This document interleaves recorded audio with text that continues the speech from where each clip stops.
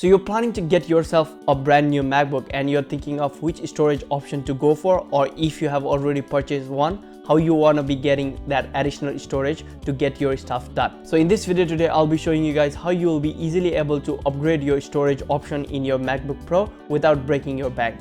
Let's get started.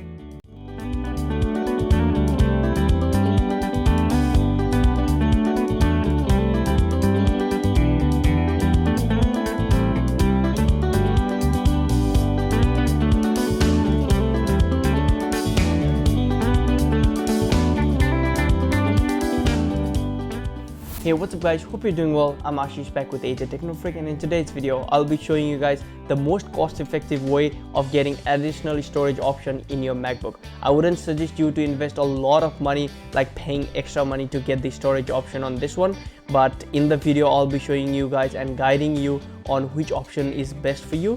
And I have got the products over here.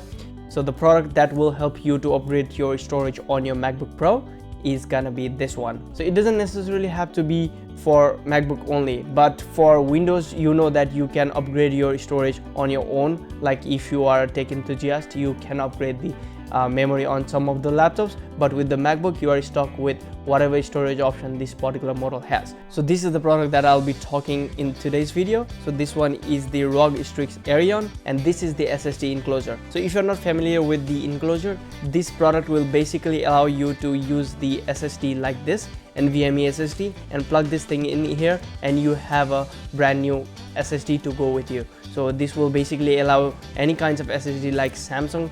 In this video I'll be talking about this product. So this one is the 970 Evo Plus, and it has got really good reviews. You can research this online, and the read and write speed on this particular SSD is really good, and I'm just gonna be pairing this up with the ROG enclosure to make a perfect SSD for my MacBook. So this is the 1TB version, and if you are planning to get like additional storage on the MacBook, you know how much it's gonna cost you to get that additional storage. So this is really cost-effective way of getting additional storage without breaking the bank, and also getting that similar read and write speed that comes with the MacBook Pro SSD. It's surely gonna be much more powerful than the external SSD, but it gets the job done. So without any further ado, let's go ahead and unbox this product, and I'll be guiding you guys how you will be able to set this thing up, and also show you guys the read and write speed of this particular SSD compared to that of the MacBook SSD that's built in. So I'll also be showing you guys which option is the best option that's gonna be for your MacBook Pro or any MacBook that you are planning to buy in the near future. Alright, here we have got the product that you'll be needing to get the SSD that you want to be using with your MacBook. So USB 3.2 Zen 2 Type-C, M.2 NVMe SSD enclosure, and here is your Samsung 970 Evo Plus NVMe M.2 SSD. So it has got the read speed of 3500 megabytes per second, so that's really impressive, and I got the 1TB version. And you also can get the 980 Evo, but it's gonna be a little bit more expensive, so I just went with the regular 970 Evo Plus. So let's go ahead and unbox this product, and I'll be showing you guys how you will be able to assemble everything, and we'll also be testing the read and write speed like actually, rather than just depending upon the numbers over here, and you can see for yourself how good this enclosure and the SSD actually is. So let me start with the ROG enclosure first. So if you wanna be buying this enclosure, it's gonna cost you around 80 Australian dollars. It's a little bit expensive, but for the RGB light and stuff, I just went and bought this one. You can buy the regular enclosure for $50 if you don't care about the RGB light, but for me, I just wanted something different, so I went with the RGB version. So here's your ROG Strix Aerion quick installation guide. So this is how you'll be able to set this thing up. I'll show you in a while how you'll be able to like set this thing up. And here is your tool that you'll be using to open up the tray on your ROG enclosure, and it also comes with the screw and stuff. So there we go, and here is your enclosure itself. So ROG logo here and nothing on the bottom, feels nice and heavy, and you have got your USB Type-C port here, and so your RGB light is gonna come up from here. So that's your enclosure. Let's see what else is in the box. And you also get this case if you want to be using this one just to protect your enclosure from accidental drops, and you also get this carrying strap. And moving on, this is just the user manuals. If you want to be going through that, you can. And you get your type C to type C cable. I will be using this one, but if you have got the old USB, then you also have got the option to go USB to USB type C.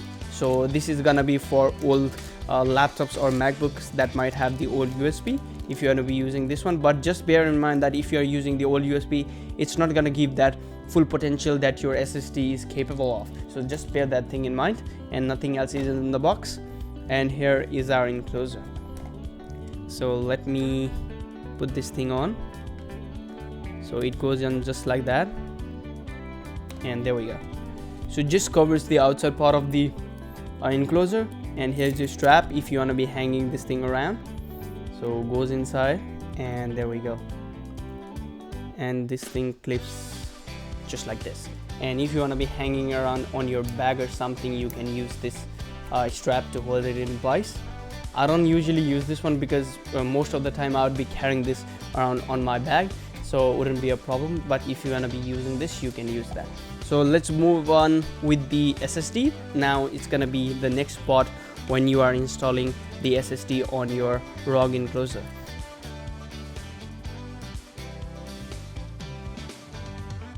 Your user manual.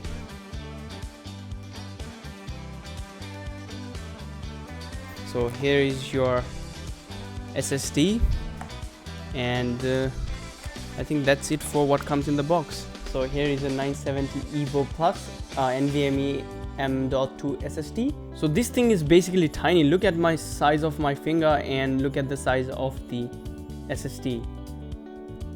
So like, if you haven't seen the old SSD, it used to be like this big, and it used to have moving parts, and if you accidentally drop it, you're gonna be damaging your SSDs. So for now, like, we have come a long way, and the size is going smaller and smaller, so you're gonna be getting very much more storage in the small form factor like this one. So it's a 1 terabyte version. You can also get like 2 terabytes and more. And let's go ahead and install this in my ROG enclosure. So the way you're gonna be taking this thing out is, you have got this ejection tool, and as you can see, there is a hole here, and there's your USB-C port. So you just put it inside this small hole, and you press it, and it's gonna open up just like that. So this is your inside part of the ROG enclosure. Comes with like couple of thermal pads, because this thing is gonna get like way heated up when you are putting like graphic intensive tasks such as video editing and stuff. You would be needing this thermal pad to cool your SSD down. And here is your pod. So nice and easy. So the way you're gonna be putting your SSD is, you see this screw over here. This screw basically comes outside, but I had already installed this one. You're gonna be taking this screw and putting it here. So it's just gonna come like this. You're gonna take your SSD, and as you can see, there is a slot over here. So 2 pins separately, and you're gonna match right over here. So 2 pins, you slide it on here, and you have to put it in an angle, and it clips into place. So I'll just show you again. So here's your pins. So you have to be on a 45-degree angle, and it goes inside. So once it goes in, you just press it and secure that thing in place with the help of the screw. So just wanted to give you a quick note. In the screw, you see a groove over here right in the middle. So just make sure that this groove is going like this rather than going on top, because if this thing goes like directly on the top like this, your screw is gonna prevent this bracket from closing properly. So I forgot to mention you that, but I'm just letting you know, when you are trying to get the screw inside, just make sure that this groove is going like halfway like this. So one part is on the bottom, and this groove is sitting right in the middle like this. So that way your screw is not going to interfere when you're trying to close the bracket. So let me show you that again. I had that issue when I was trying to install this on the first place, and my bracket was not closing properly.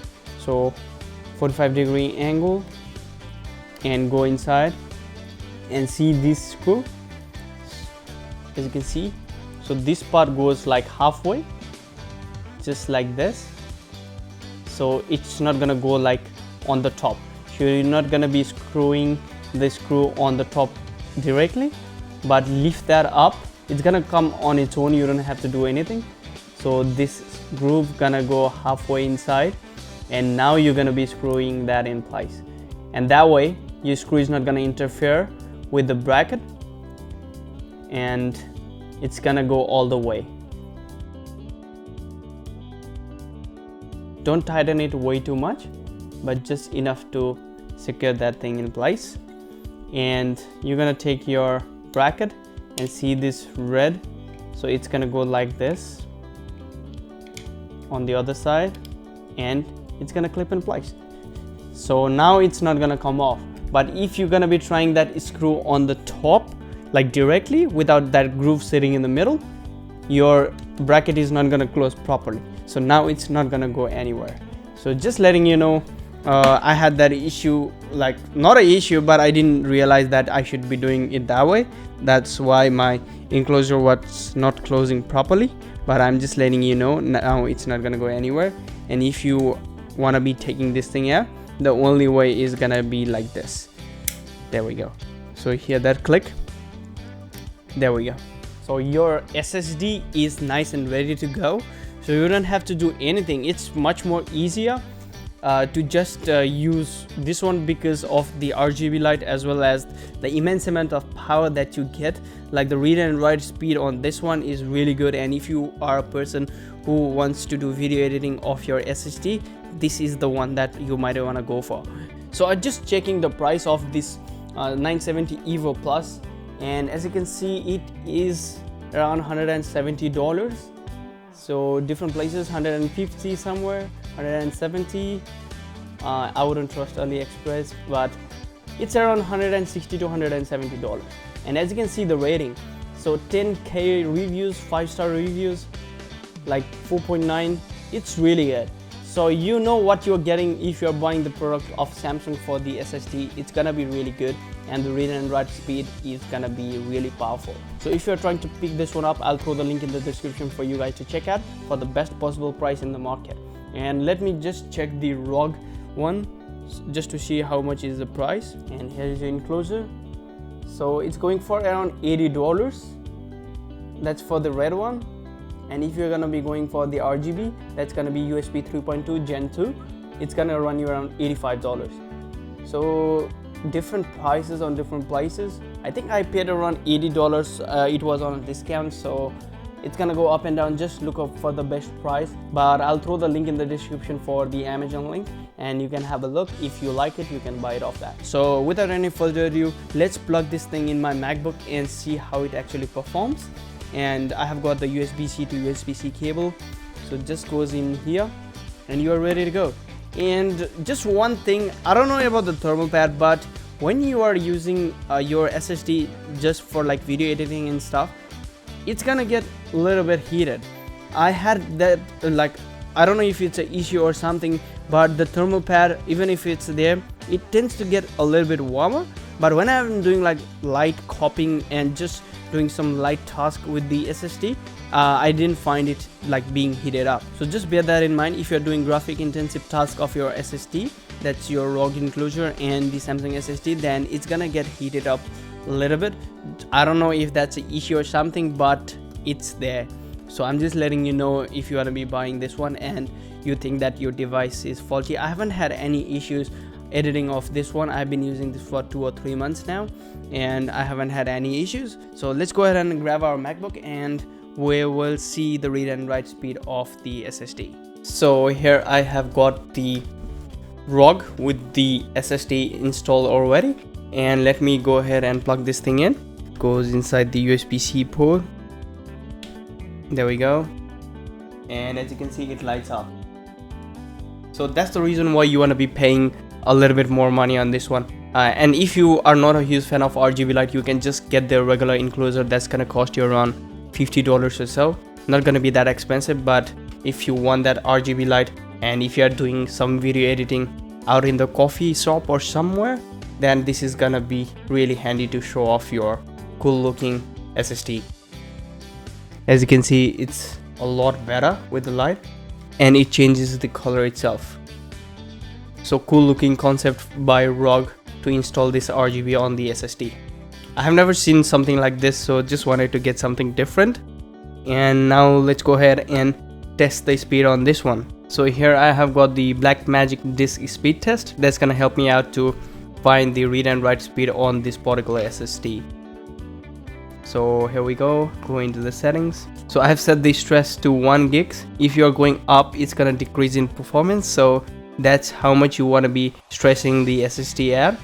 And select target drive, and is it Technofreak? Open. So that's the one that I have selected, this particular SSD. And let's go ahead and do the speed test for the SSD. That's Samsung 970 EVO Plus with the ROG enclosure. There we go.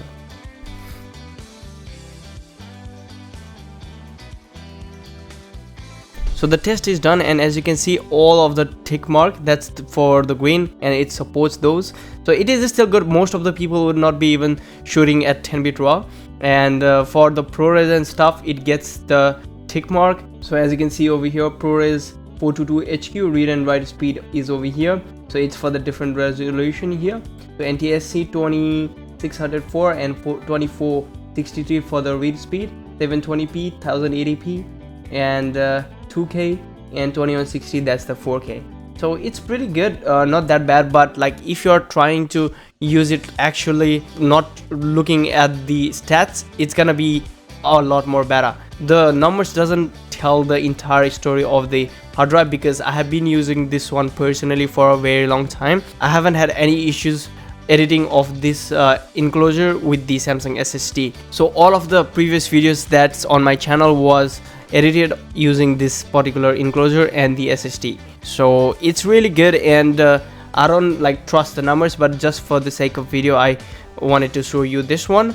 But everything gets the tick mark, so that's a really good sign. It's gonna be a little bit less than what's already built in the MacBook, but I don't want to be wearing out my SSD that's already built in the MacBook, because that's not replaceable. So if you don't know about the SSDs, it also has a certain lifespan. It's not gonna be lasting you forever. So the first time you buy the new MacBook and the SSD is fresh, read and write speed is gonna be really good, and after a certain number of years it's gonna wear out. So I found it somewhere that if you are deleting the files and using your SSD time and again, it's gonna wear out much more quicker than it's like normal use where you will be using an external SSD. It's not gonna be that significant, but just bear in mind that it will overall deplete the health of your SSD. So just to be on the safe side, better get this one, which looks much more cooler as well, and you don't have to put all of your information or the data that you have done in your MacBook itself, and you can free up the space of your MacBook. So just a cool addition to your MacBook. And I'll just show you the pricing of the higher like spec model. I would highly suggest you to get the 1TB as a base version, because going below that you have a lot of system files or something like that, and it will take a lot of space on your MacBook. And if you are buying this laptop, you know that you need this laptop for the productivity purpose, and you know that you will be using a lot of space on your MacBook. So better get the 1TB version, that should be enough, and get an external SSD and use your SSD to store the data rather than using the built-in SSD in your MacBook. So I'd suggest you to stick with the 1TB version, but going above that doesn't make sense, because it's just gonna add the cost and make your MacBook a lot more expensive. And rather than investing a lot more money on the storage, better go with the higher end model like 24-core GPU or 32-core GPU version. That's gonna be kind of similar pricing. Rather than wasting your money on the SSD, get the higher spec model. That's gonna help you out to do a lot like graphic intensive tasks a lot more easier than going with the base version of the MacBook. So I'll just show you there, but before that I'll just show you the read and write speed of the particular MacBook. So it's going to be a lot more faster than the external SSD, but for me I think it gets the job done. That's the reason why I'm suggesting you to get this. So I have taken off the external SSD, and now let's see the speed test for the MacBook SSD. So I'll just close this one just to refresh that and open this up and speed test. So as you can see, immediately you can see 5965 Mbps. It's going to 6000 now. So 6000 on the write speed and around 5000 on the read speed. It's gonna be really fast. MacBook that's from Apple, they use the high-end SSD, and the MacBook is gonna take full advantage of that. So as you can see, it's constantly hitting that 5500 mark and sometimes going to 6000.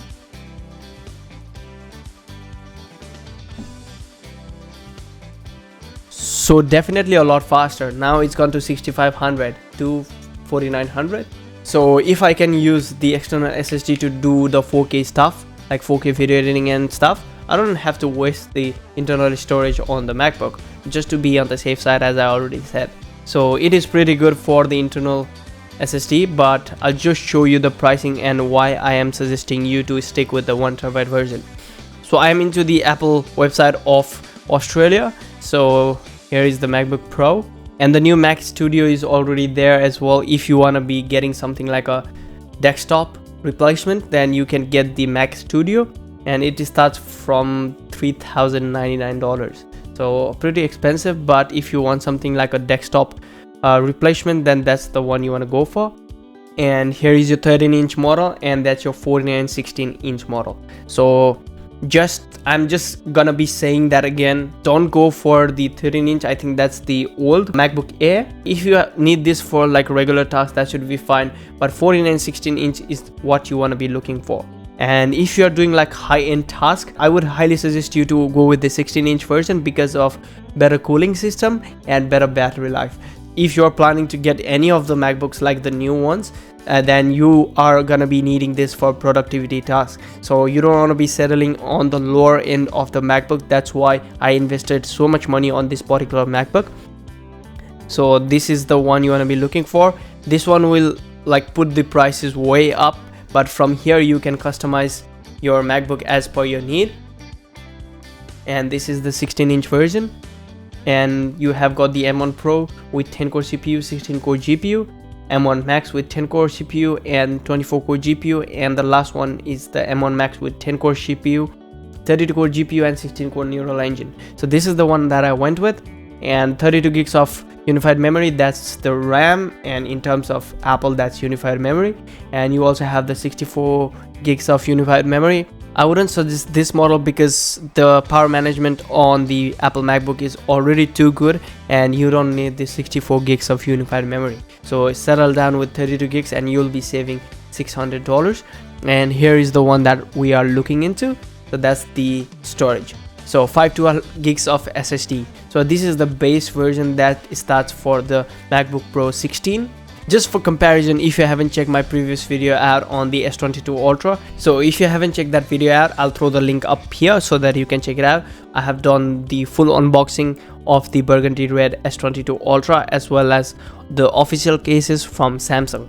And for the storage option of the S22 Ultra, this one comes with 1TB version. So if I'm getting 1TB version on a smartphone, why not go with the 1TB version on the MacBook? I don't want to be settling down on the 512 gigs. So that's how far we have come across, and like phone is coming up with ridiculous amount of storage. So that's why I'm suggesting you to go with the 1TB storage option. That's gonna cost you $300. But if you wanna be going above 1TB version, look at the price. So 2TB cost you around 600 Australian dollars.